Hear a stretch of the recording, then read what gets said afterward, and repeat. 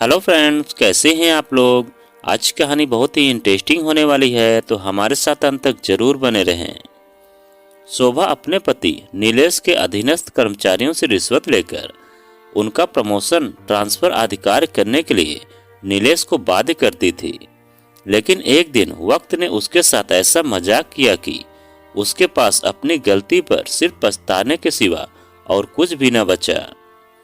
पांडे जी, अब तो आप खुश हैं ना? आपका काम हो गया।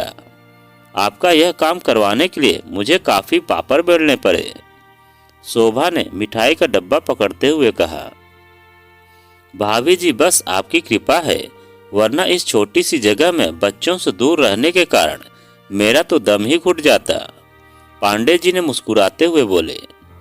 शोभा की निगाह मिठाई से ज्यादा लिफाफे पर टिकी थी और उनके जाते ही वह लिफाफा खोलकर रुपए गिनने लगी। पूरे 30,000 रुपए के नए नोट की गड्डी देखकर चेहरे की चमक दोगुनी हो गई थी। शोभा के पति नीलेश ऐसी जगह पर कार्यरत थे कि विभाग का कोई भी पेपर हो, चाहे वह ट्रांसफर का हो या प्रमोशन का या फिर विभागीय खरीदारी से संबंधित, बिना उनके दस्तखत के आगे नहीं बढ़ पाता था। बस इसी का फायदा शोभा उठाती थी। शुरू में नीलेश शोभा की ऐसी हरकतों पर गुस्सा हो जाया करते थे, बार बार मना करते थे, आदर्शों की दुहाई देते थे, पर लोग थे कि उनके सामने दाल न गलती देख घर पहुंच जाया करते थे और शोभा उनका काम करवाने के लिए उन पर दबाव बनाती। यदि उन्हें ठीक लगता तो वे कर देते थे। बस लोग मिठाई का डिब्बा लेकर उनके घर पहुंचने लगे। शोभा के कहने पर फिर गिफ्ट या लिफाफा भी लोग पकड़ाने लगे। इस ऊपरी कमाई से पत्नी और बच्चों के चेहरे पर छाई खुशी को देखकर नीलेश भी आंखें बंद करने लगे। उनके मौन ने शोभा के साहस को और भी बढ़ा दिया। पहले अपना काम कराने के लिए लोग जितना देते शोभा चुपचाप रख लेती थी, किंतु जब इस सिलसिले ने रफ्तार पकड़ी तो वह डिमांड भी करने लगी। पत्नी खुश, बच्चे खुश तो सारा जहां खुश। पहले जहां घर में पैसों की तंगी के कारण किचकिच होती रहती थी, वहीं अब घर में सब तरह की चीजें थी। यहाँ तक कि बच्चों के लिए अलग अलग टीवी एवं मोटर बाइक भी थी।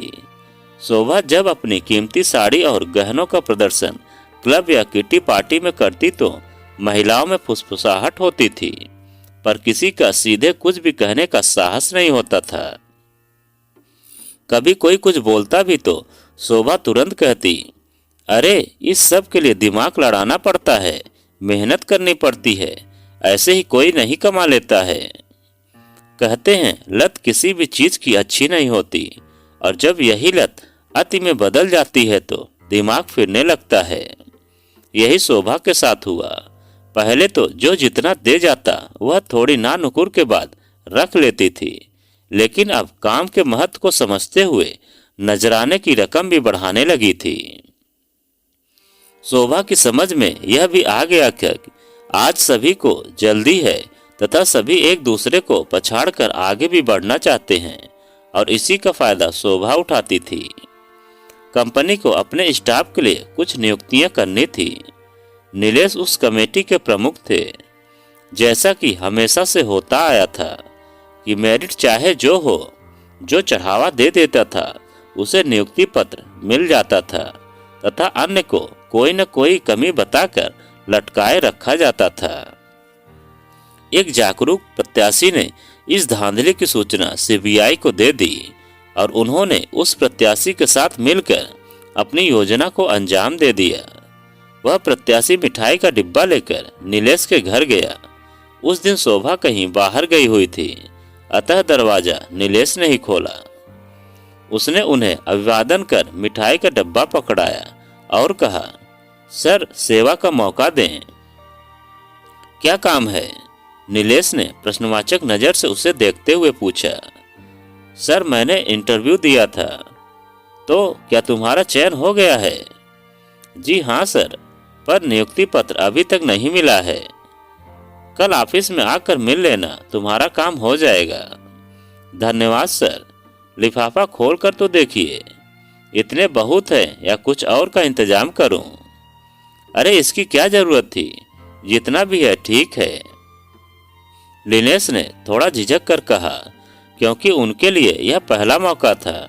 यह काम तो शोभा ही करती थी। सर, यह तो मेरी ओर से आपके लिए एक तुच्छ भेंट है, प्लीज एक बार देख लो तो लीजिए, उस कैंडिडेट ने नम्रता से सिर झुकाते हुए कहा। नीलेश ने रुपए निकाले और गिनने शुरू कर दिए। तभी भ्रष्टाचार निरोधक दस्ते के लोग बाहर आ गए और नीलेश को धर दबोचा तथा पुलिस कस्टडी में भेज दिया। शोभा जब घर लौटी तो यह सब सुनकर उसने अपना माथा पीट लिया। उसे नीलेश पर गुस्सा आ रहा था कि उन्होंने उसी के सामने रुपए गिनने क्यों शुरू किए। लेते समय सावधानी क्यों नहीं बरती। थोड़ा सावधान रहते तो मुंह पर कालिक तो नहीं पुतती।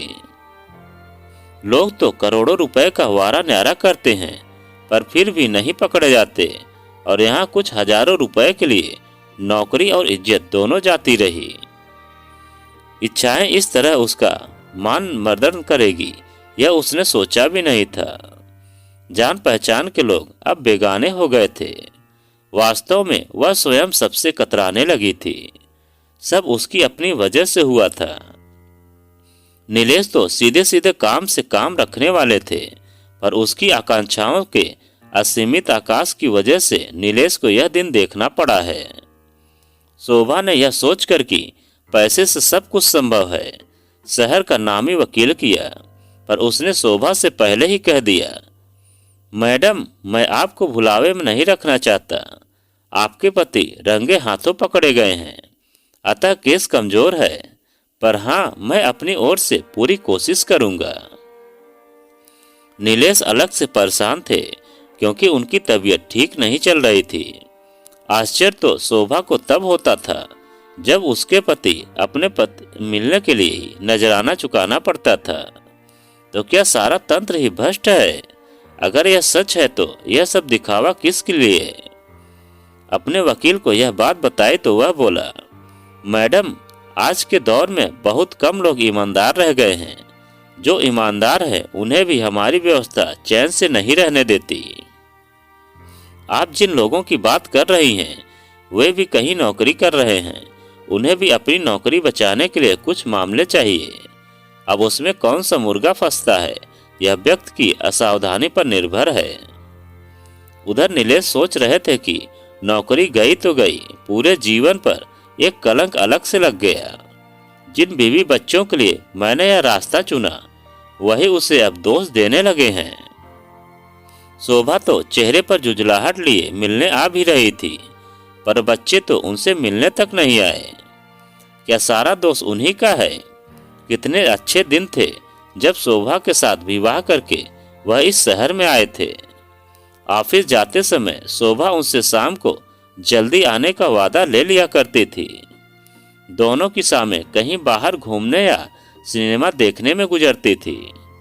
अक्सर वे बाहर खाना खाकर घर लौटा करते थे। हाँ, उनके जीवन में परेशानी तब शुरू हुई जब टप्पू पैदा हुआ। अभी टप्पू 3 साल का ही था कि नेहा आ गई और वे 2 से 4 हो गए, लेकिन उनकी कमाई में कोई खास फर्क नहीं आया। हमेशा हंसने वाली शोभा अब बात बात पर जुझराने लगी थी। पहले जहां वह सज धज कर गर्मा गर्म नाश्ते के साथ उनका स्वागत किया करती थी, अब बच्चों की वजह से उसे कपड़े बदलने का भी होश नहीं रहता था। नीलेश समझ नहीं पा रहे थे कि क्या करें। बच्चों को अच्छे स्कूल में दाखिल करवाने के लिए डोनेशन चाहिए था। उस स्कूल की मोटी फीस के साथ दूसरे ढेरों खर्चे भी थे। कैसे सब कुछ होगा, कहां से आएगा पैसा? यह सोच सोच कर शोभा परेशान हो उठती थी। उन्हीं दिनों उनके एक मातहत का ट्रांसफर दूसरी जगह हो गया। उसने नीलेश से निवेदन किया तो उन्होंने अपने प्रभाव का इस्तेमाल कर उसका ट्रांसफर रुकवा दिया था। इस खुशी में वह मिठाई के साथ 3000 रुपए भी घर दे गया। अब शोभा उनसे इस तरह के काम करवाने का आग्रह करने लगी थी।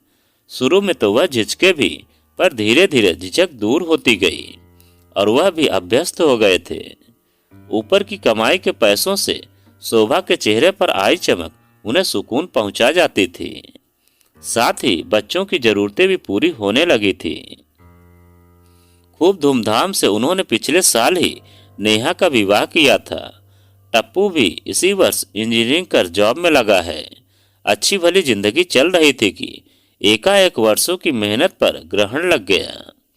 तब नीलेश को भी लगने लगा था कि भ्रष्टाचार तो हर जगह है, अगर वह भी थोड़ा बहुत कमा लेते हैं तो उसमें क्या बुराई है। फिर वह किसी से मांगते तो नहीं है। अगर कुछ लोग अपना काम होने पर कुछ दे जाते हैं तो यह तो भ्रष्ट आचरण नहीं हुआ। लगता है उनके साथ किसी ने धोखा किया है या उन्हें जानबूझकर फंसाया गया है। कहते तो यही है कि लेने वाले से देने वाला अधिक दोषी है, पर देने वाला अक्सर बच निकलता है। जबकि अपना काम निकलवाने के लिए बार बार लालच देकर वह व्यक्ति को अंधे कुएं में उतरने के लिए प्रेरित करता है, और प्यास बुझाने को आतुर उतरने वाला यह भूल जाता है कि कुएं में स्वच्छ जल ही नहीं, गंदगी के साथ साथ कभी कभी जहरीली गैसें भी रहती हैं। और अगर एक बार आदमी उसमें फंस जाए तो उससे बच पाना बेहद मुश्किल होता है। बच भी गया तो अपाहिजों की तरह जिंदगी बितानी पड़ जाती है। अब नीलेश को महसूस हो रहा था कि बुराई तो बुराई है, किसी के दिल को दुखाकर कोई सुखी नहीं रह सकता। उन्होंने सुख तो देखा, पर जिसे अपने सुखों में कटौती करनी पड़ी उन पर क्या बीतती होगी, इस पर तो उनका ध्यान ही नहीं गया था। मानसिक द्वंद्व के कारण नीलेश को हार्ट अटैक पड़ गया था। सीबीआई ने अपने अस्पताल में ही उन्हें भर्ती कराया, किंतु हालत सुधरने के बजाय बिगड़ती ही जा रही थी। शोभा, जो इस घटना के लिए सारी परेशानी के लिए उन्हें ही दोषी मानती रही थी, उनकी बिगड़ती हालत देखकर परेशान हो उठी। पहले जब शोभा ने नीलेश की बिगड़ती हालत पर सीबीआई का ध्यान आकर्षित किया था तो उनमें से एक ने हंसते हुए कहा था, डोंट वरी मैडम, सब ठीक हो जाएगा। यहाँ आने पर सबकी तबीयत खराब हो ही जाती है। उस समय उसकी शिकायत पर किसी ने ध्यान नहीं दिया, लेकिन दूसरे दिन जब वह मिलने गई तो नीलेश को सीने में दर्द से तड़पते पाया।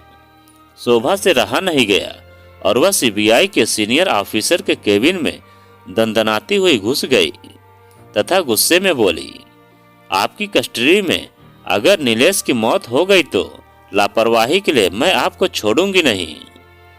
आखिर कैसे हैं आपके डॉक्टर जो वास्तविकता और नाटक में भेद नहीं कर पा रहे हैं। शोभा की बातें सुनकर वह सीनियर अधिकारी नीलेश के पास गया और उनकी हालत देखकर उन्हें नर्सिंग होम में शिफ्ट कर दिया, पर तब तक देर हो चुकी थी। डॉक्टर ने नीलेश को भर्ती तो कर दिया, पर अभी वह खतरे से खाली नहीं थे। रोते रोते शोभा की आंखें सूज गई थी। कोई भी तो उसका अपना नहीं था। ऐसे समय बच्चों ने भी शर्मिंदगी जताते हुए आंखें फेर ली थी। इस दुख की घड़ी में बस उसकी छोटी बहन उर्मिला जब तब उससे मिलने आ जाया करती थी, जो बहन को समझा बुझा कर कुछ खिला जाया करती थी। शोभा टूट चुकी थी, जाती भी तो जाती कहाँ। घर अब वीरान खंडहर बन चुका था, अतः वह वही अस्पताल में स्टूल पर बैठे पति को एकटक निहारती रहती थी। नीलेश को सांस लेने में शिकायत होने पर ऑक्सीजन की नली लगाई गई थी। सदमा इंसान को इस हद तक तोड़ सकता है, आज उसे महसूस हो रहा था। पति की हालत देखकर शोभा परेशान हो जाती, पर कर भी क्या सकती थी। नीलेश की यह हालत भी तो उसी के कारण हुई है न। मन में हलचल मची हुई थी, तर्क वितर्क चल रहे थे। कभी पति को इतना असहाय उसने महसूस नहीं किया था। दोनों बच्चे अपनी अपनी दुनिया में मस्त थे। नीलेश की गिरफ्तारी की खबर सुनकर उन दोनों ने अफसोस करना तो दूर, शर्मिंदगी जताते हुए किनारा कर लिया था। पर बीमार नीलेश को देखकर रहा नहीं गया तो एक बार फिर उनकी बीमारी के बारे में उसने बच्चों को बताया। नेहा ने रटा रटाया वाक्य दोहरा दिया था, मम्मा मैं नहीं आ सकती।